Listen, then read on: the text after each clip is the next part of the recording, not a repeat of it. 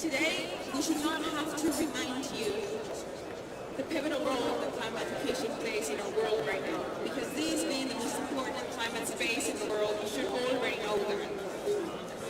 Today, we ask our leaders to raise a mission for quality climate education and prioritize accountability and quality.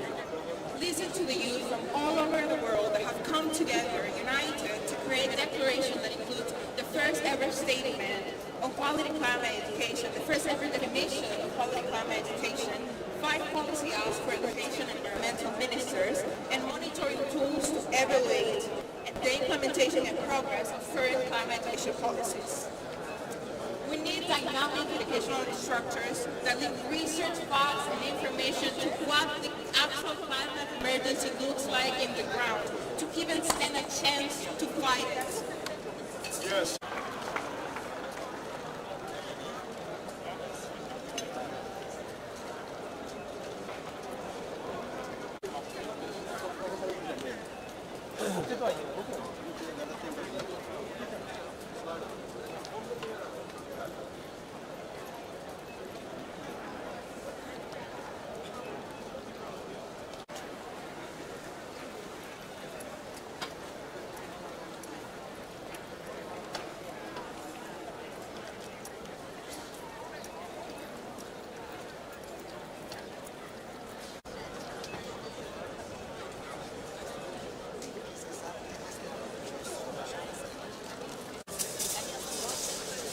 É de 6 horas. Essas 6 horas da tarde vai até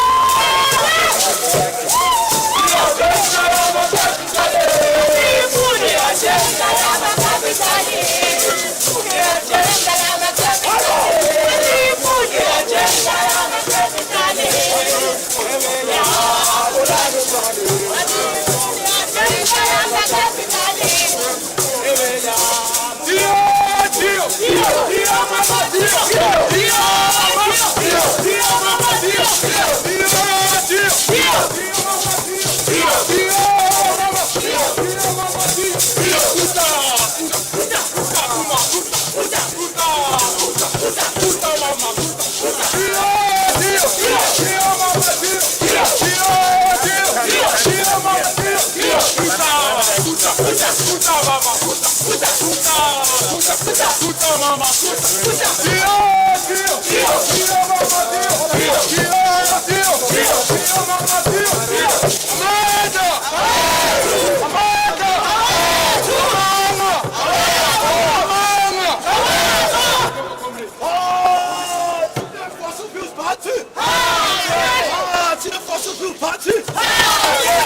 Don't decide for us. We'll decide for ourselves. Don't decide for us. Don't decide for us. Don't decide for us. Don't decide for us.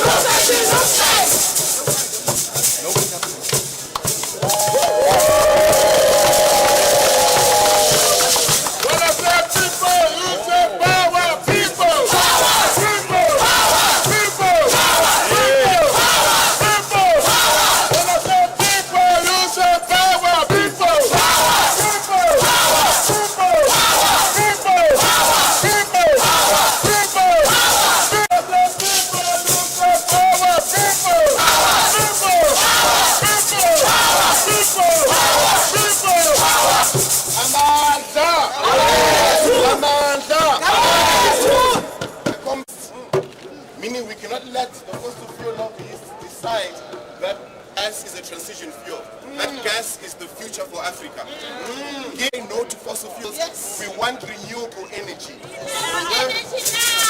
Give us the power, give us the decision to make our own choices for Africa, by Africa.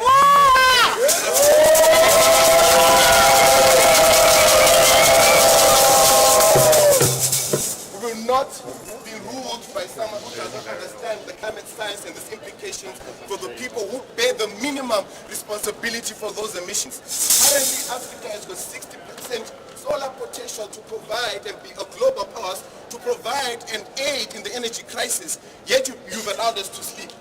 We have 40% of those critical minerals needed for decarbonization. And let I remind you, on the path to renewable energy, in order for Africa to decarbonize, we need to decolonize. And for us to achieve that, we need renewable energy power.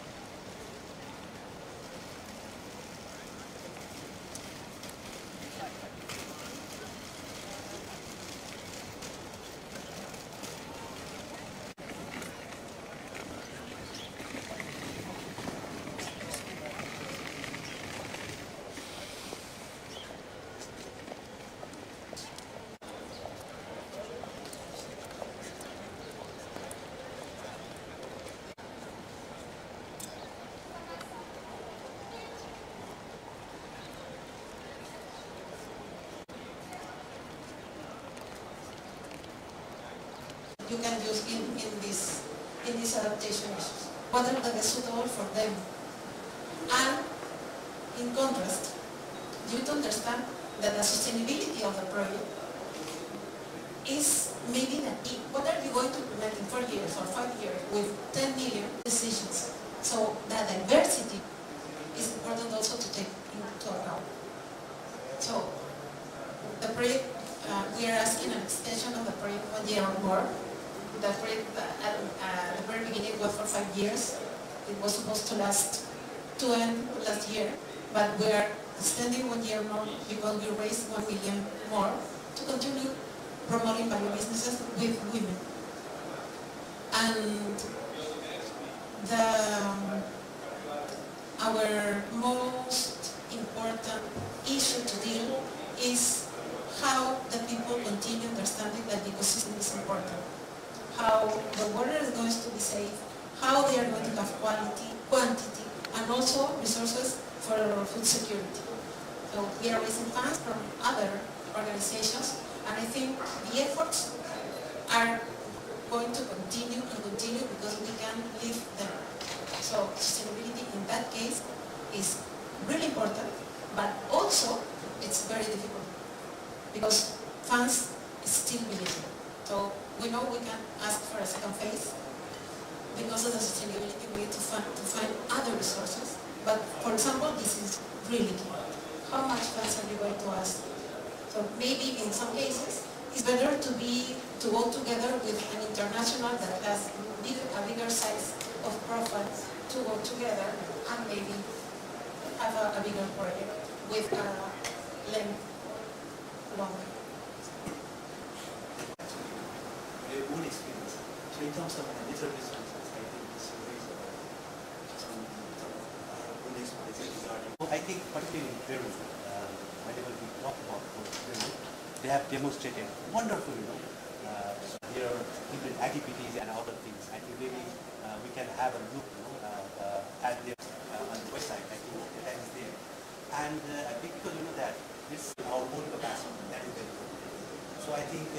Already, Peru demonstrated very good capacities for handling financial issues, trying to discuss how actually private financial resources are using the ecosystem. So I think thank you Gagan for that. And then I want to go to Dr. Rosnath Pandey. He is the secretary in the Federal Parliament, secretary of our country. You know that this parliament means that is supreme legislative body.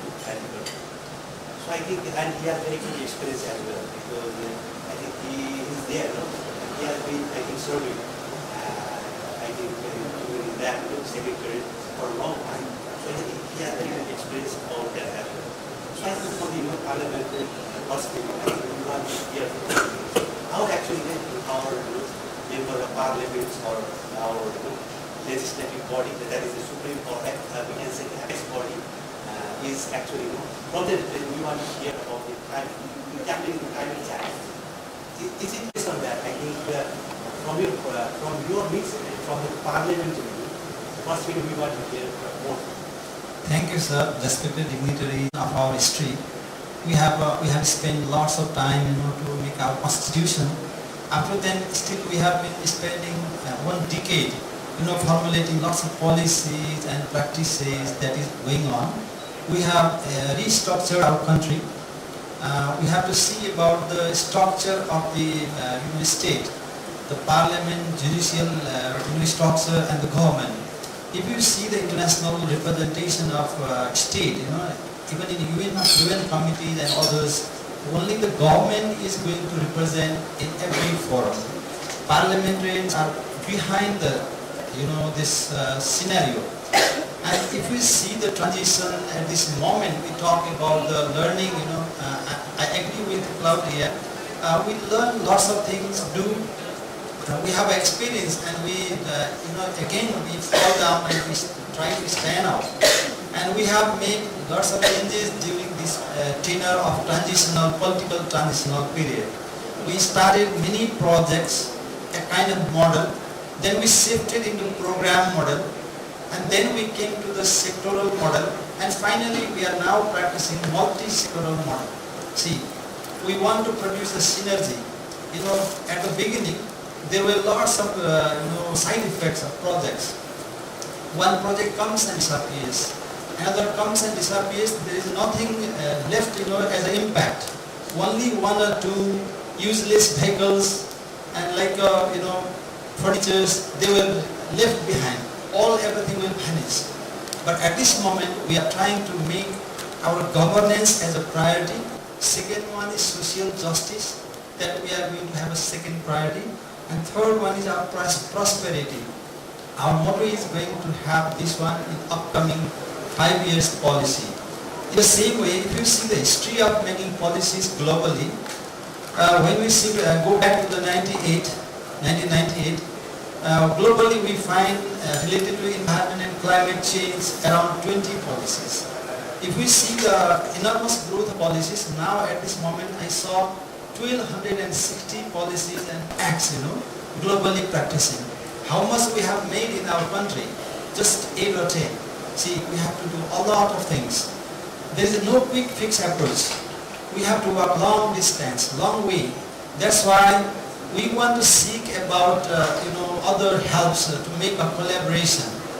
Nepal has made a history of making institutional committee in National Assembly, the Sustainable Development and Good Governance Committee.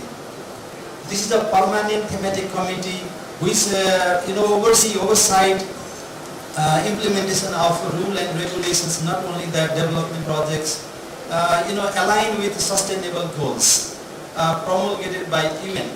And there is another, climate parliament, the committee that is informal forum, inter-party forum that is going to be constructed at this moment. It is under discussion. In the same way, we are making informal forums, having interested groups in the parliament.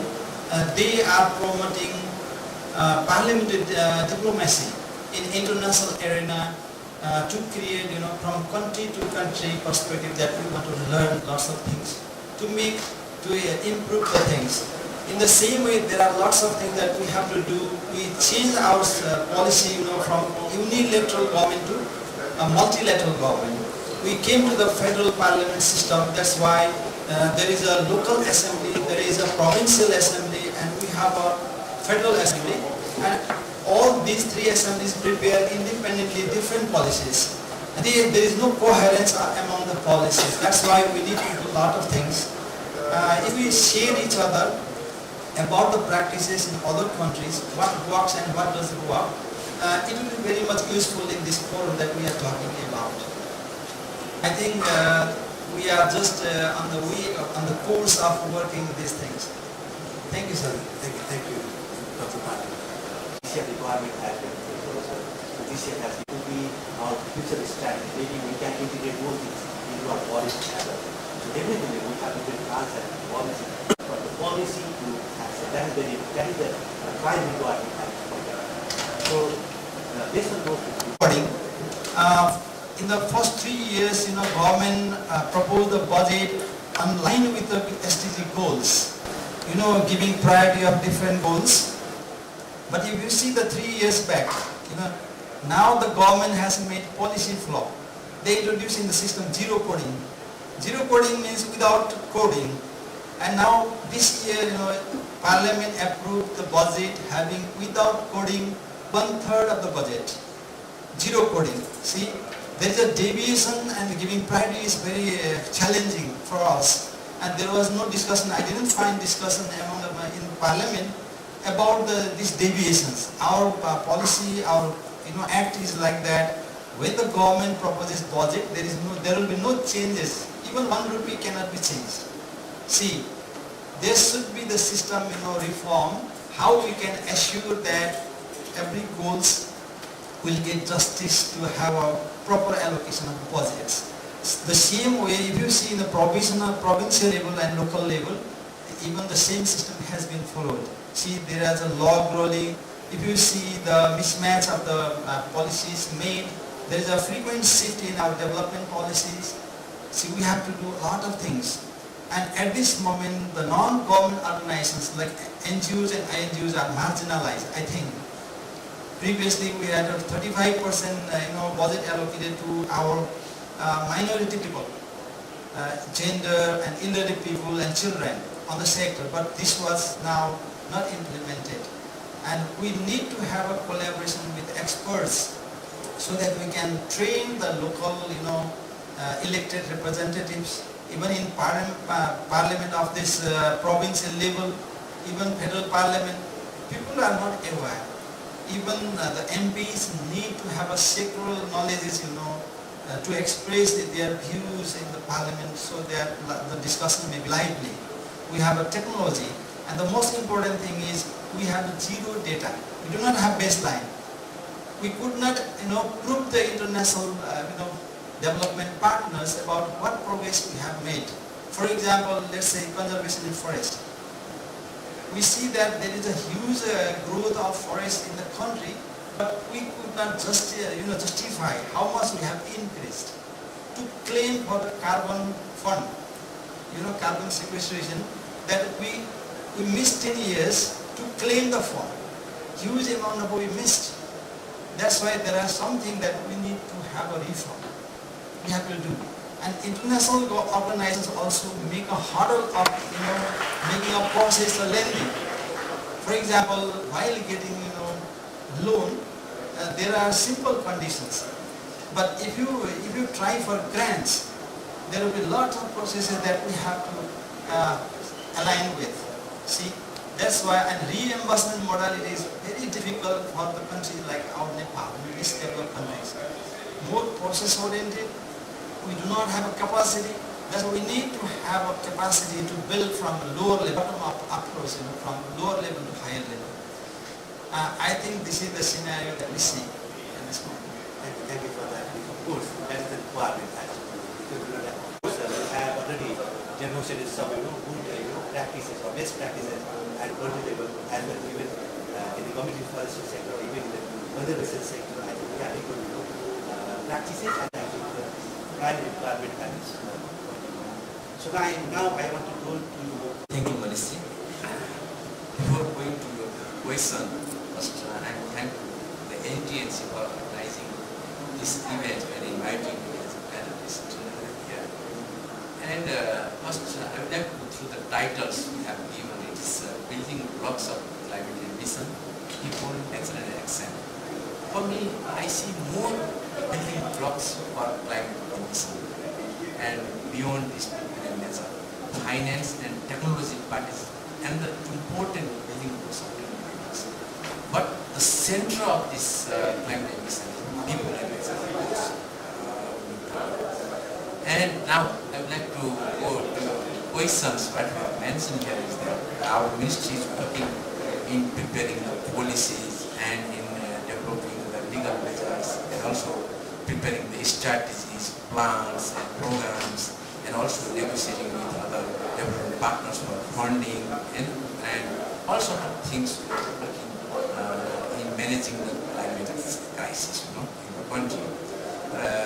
Policy measures, there are 4-5 areas where we are intervening for the management of climate change. The policy measures is one of the important things that we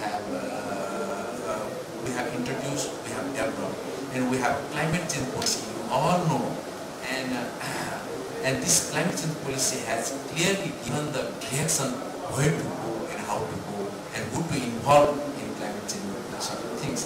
And we have identified the priority areas, we have identified the stakeholders, and we have identified other funding mechanisms, climate finance, all sorts of things we have there. These provisions are there in the climate change policy. And also we have a certain other strategies also. We have a net zero, okay, we have this, what we call it, long-term strategy for net zero emission, we already have. Similarly, we have a national adaptation plan, and we have prepared and submitted our second nationally defined contribution and its implementation plan that we recently unveiled in the country. And these things, these plans, policies are already there. One thing is that how to collect and how to manage the funds and how to go in action. This is a very important thing for us at this moment, and we are working on that line. And also, what I would like to get here is that another policy measures includes the institutional dimension. We have a well-established institution to implement and to coordinate and to facilitate this climate change actions in the country. If you see here at central level, we have a council, national council chaired by our Prime Minister, and it is called Environment Protection and Climate Change Management Council, and it coordinates all stakeholders of the country. It coordinates the two tiers of the government, and one tier of the government is still incorporated there, and it coordinates our scientists, our private sectors, our academicians, our researchers. It coordinates very properly. Then we also have a National Climate Change Coordination Committee chaired by our own ministry. And this is another mechanism, and it coordinates all line ministries and all major stakeholders at ministry level. And this is another coordination that we are doing at this moment, and we all are in one platform to work in climate change, area, And this is another area. Also, in my own leadership, there is a technical committees, and I coordinate all technical persons, stakeholders, institutions, technical departments, the scientists, and other coordination mechanisms also there. Also, we have a dedicated climate change management division in the ministry, and it works all sorts of things, coordinating, managing, and facilitating with our stakeholders, and working with our line ministries, and working with our other development partners, also this kind of well-established coordination mechanism we have. And the main thing is that the finance and action is important one at this moment. Again, I would say this is another area. Now, what you are calling is that this climate management perspective, there are two major action areas we want to focus in the coming days. And still we are focusing on that. This is one adaptation action and there is mitigation action. We all know that. But our priority is adaptation action at this moment, because mitigation action is our second priority. We need to adapt in the changing climate change scenario, this area. And you might already know that in our national adaptation plan, we have identified 64 major priority areas to intervene for climate crisis, and this national adaptation plan has identified about $47 billion to implement these activities as envisioned by this plan. But there is huge gap to cover this funding. Only 5% of the budget government of Nepal can carry, and 95% funding should come outside.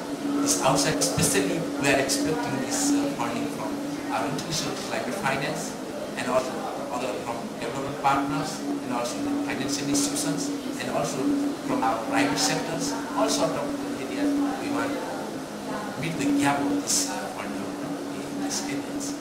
And also, you said that approach about going through the adaptation, coming from challenges coming from the climate change. Generally, people say 2 types of adaptation approaches and solutions.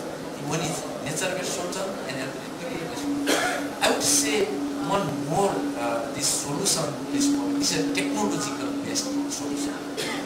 Maybe the new and advanced technology can support us in adapting the new changing climate scenario. Another, in our perspective, another point I would like to hear is that mountain-based adaptation is another areas, because mountain-based adaptation is totally different than other places. That's why in the coming days, this technological-based solution, technological-based adaptation, and mountain-based adaptation need to be enhanced, need to be elaborated, and we need to work on that area. These sort of things we are working right now. In coming days, we are to work together with our partners, agencies, financing agencies, and all sorts of groups, scientists, experts, and this mechanism. So we have now our ministry is now monitoring all this event over here, and this pavilion, this COP28 is now, we are managing, our delegation is here to participate in the program and to organize this kind of things, also the things where we are now we are learning much from this COP event. Now in the next term, we will even make better our presence and our statement in the events. Right now, I would say. Thanks for that. Okay, thank you. Yeah, thank you for that, because he nicely mentioned about the role of governance structure in our country. That's very important, because everything is in place right now. But I think we need to, as I mentioned about that, because there are so many things we need to do. I think, particularly to strengthen our own capacity. So, because we have some limitations that is directly associated with our implementation of different activities at national level. So looking at our body capacity, because we share so many different from the different donor agencies, but looking at our own body capacity, because that is one of the key issues right now. So I think maybe we need to have with us our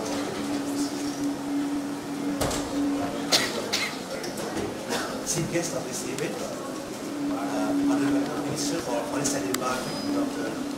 Rita Prasad Mohan. He is right now here. I would like to request him. So I think maybe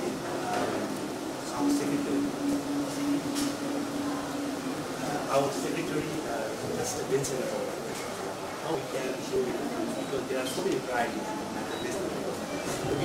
Looking at our own, financial constraints and other things. Maybe I think from the different financial landscape, I think we need to demonstrate our own capacities, and we need to develop our own internal capacities at the national level and even at the local level. That we used to say that think globally and act globally. So I think maybe that is quite relevant at this point in time as well. So I think maybe from the local level, because that whenever we talk about climate challenges and other things, because the people are there, because they are key actors and players of all our NGOs. So I think we need to strengthen the capacity of our local community. And at the national level, I think maybe we have different governance mechanisms. I think we need to maybe give our priority how to give a kind of good developing good coordination mechanism. That is the three priority areas. I would like to go to our Dr. Popular Children. I think maybe he has also very good experience because he is a climate expert, and right now he is the advisor to the Right Honorable Prime Minister.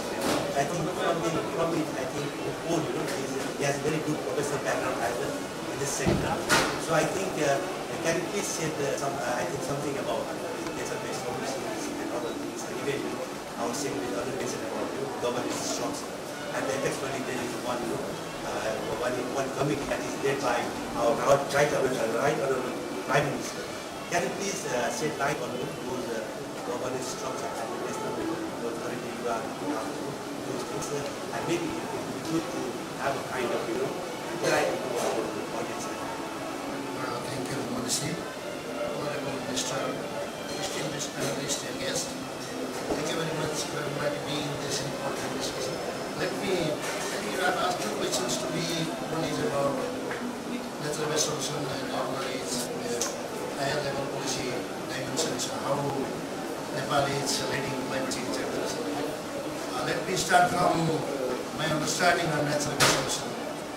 For me, natural gas solution is to protect the nature and sustainably manage the environment. And I would like to differentiate between natural-based solutions and community-based solutions. Because for me, natural-based solution is developed, it's grounded through the experiences of people. Because the people are getting their natural-based solutions for long time. The indigenous people, they are using their traditional knowledge, indigenous knowledge to find the natural-based solutions. We are just like to strengthen the knowledge and practice it by people, and we are now like to blend it with scientific knowledge. And the natural-based solution is equally important for both mitigation and adaptation, because natural-based solutions, they promote biodiversity conservation, forest conservation, carbon sequestration, and resilient agricultural systems that contributes to climate change mitigation. On the other hand, the practices that we recommend through the natural-based solution dimensions, they are totally supports climate change adaptation.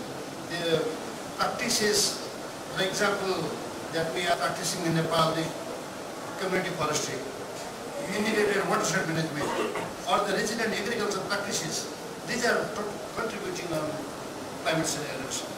So natural-based solution is part of mitigation and adaptation, and it's very cost effective.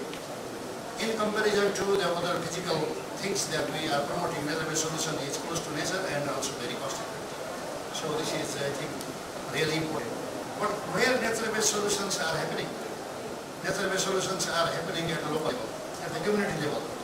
And again, we have to think how we are supporting people and institutions working at the local level to promote natural-based solutions. The financial crisis, financial difficulties, the capacity are again our major element that we should improve to support natural-based solutions. This is all about natural-based solutions. Talking about the higher level policy area, policy provisions to support climate change in Nepal. As our secretary just mentioned, the policies and institutional mechanisms that we have developed. Yes, the apex body that we have is Environment Protection and Climate Change Management Council, and also we have some experts in the council, and secretary. Our governance structure and everything during this short discussion. And looking at the time constraint, I think maybe if you want to add, I think maybe I will finally request our chief guest of this meeting, Honorable Minister for Forest and Environment.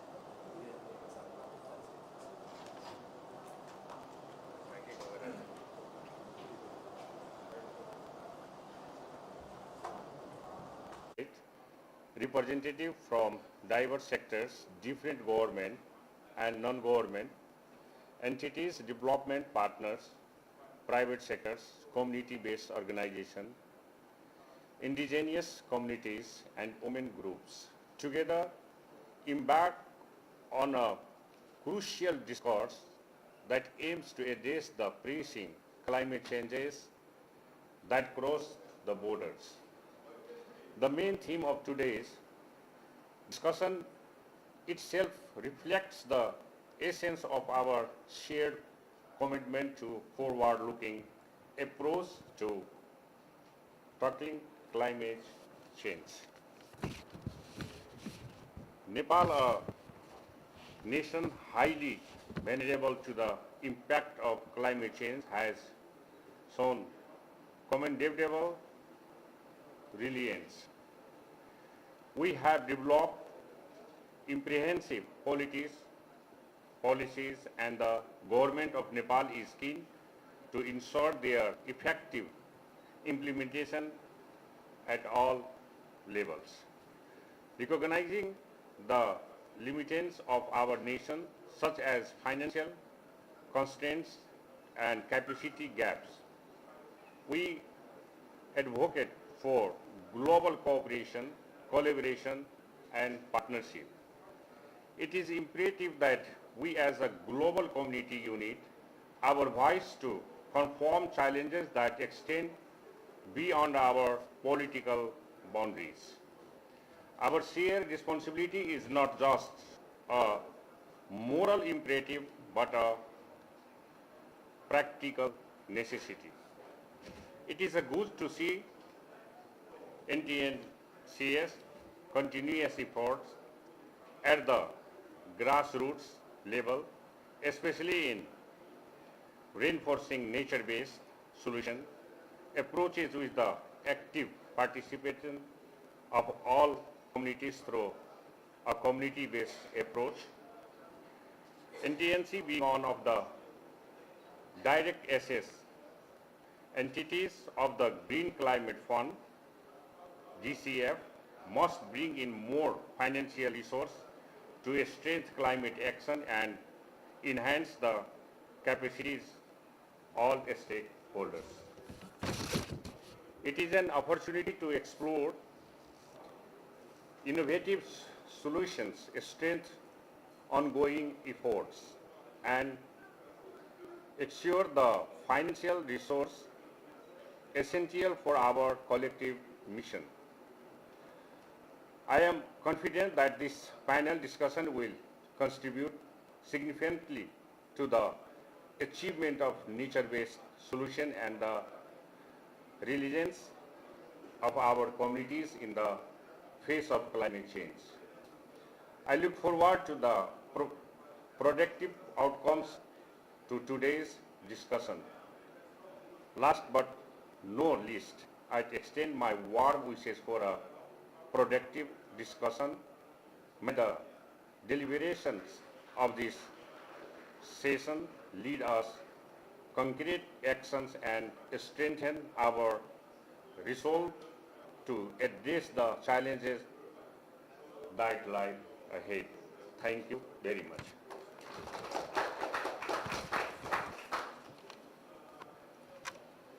Thank you, Honorable Minister, for his remarks, and also highlighting the need of innovative solutions.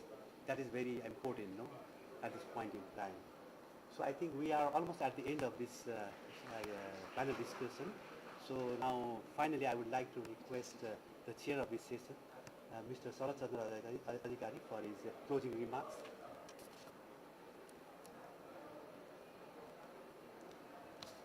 Honorable Dr. Bilal, and pleasure to be here at this event on behalf of National Trust for Nature Conservation, NTNC. I extend heartfelt thanks to each one of you for your valuable presence at this important event organized by NTNC together with the Ministry of Forest and Environment. It is gratifying to note that agenda of this event covered a wide range of climate change, success of our collective climate initiatives. Listening to our speakers, it is clear we need effective solutions right now. We have different ways to tackle these problems, and our talks and discussion highlighted that these different approaches are like path leading to our common goals. I am quite confident that the smart ideas and thoughts shared by our speaker and